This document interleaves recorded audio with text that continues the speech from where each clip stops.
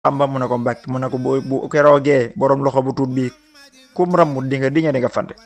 nettalewaat na ko sëñ ma jëmbu si la nettalewaat na ko ñenn ci ay mag kon loolu nekk na lu ama am solo kon day dikkaat ba léegi di dëggal kon waatuk sëñ Tuubaa gi te waat ga it ba léegi dëggu na ci lum jur jox ko moom sëñ Tuubaa lépp lum am ci ak njabootam jox na ko rasulullah alayhi salaatu wasalaam waaye lum xam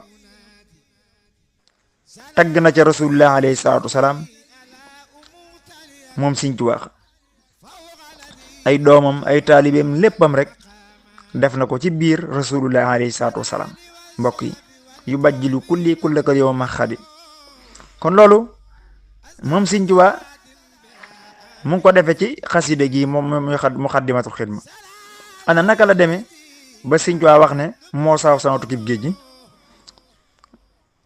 mooy boo demee ca minarul baaril xadim bu sëñ Basiiru indiwaat na wax jooju ne moo sabab tukkib géeju sëñ Tuubaa yi te sëñ Tuubaa ko wax moo ko nettali sëñ Tuubaa xaadimu rasul dafa digge ak boroomam dégg nga ci yoonu gàmmu ci weeru digg la diggee ak boroomam ne ko danaa dem géej ndemaay boroom jom kon sëñ Tuubaa tukkib géej gi moom moo ko sabablu moom sëriñ bi ci yëmbaw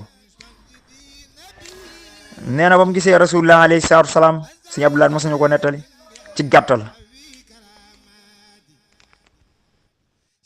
sëriñ bi muy gis rasulullah alayhi salaatu wasalaam boobu yonte bi sallallahu alayhi wasallam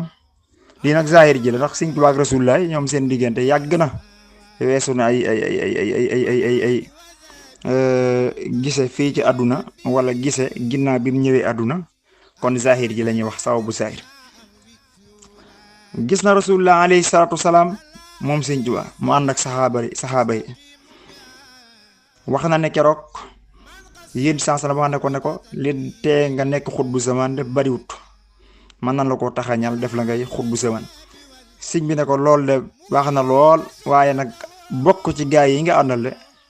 moo ma tax a jóg nee naan suñ borom subhaanahu wa taala diggal rasulullah alayhi salaam mu wax sëñ Tuubaa ne ko ñii kat li leen mayoon lii ñu am faat na te mooy tuur deret moo leen ko mayoon te faat na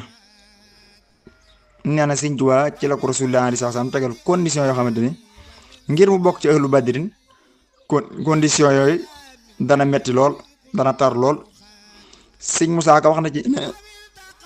limu aay suuratul baqara lan teg sëñ Tuubaa ci ay nattu bu ci nekk moo gën a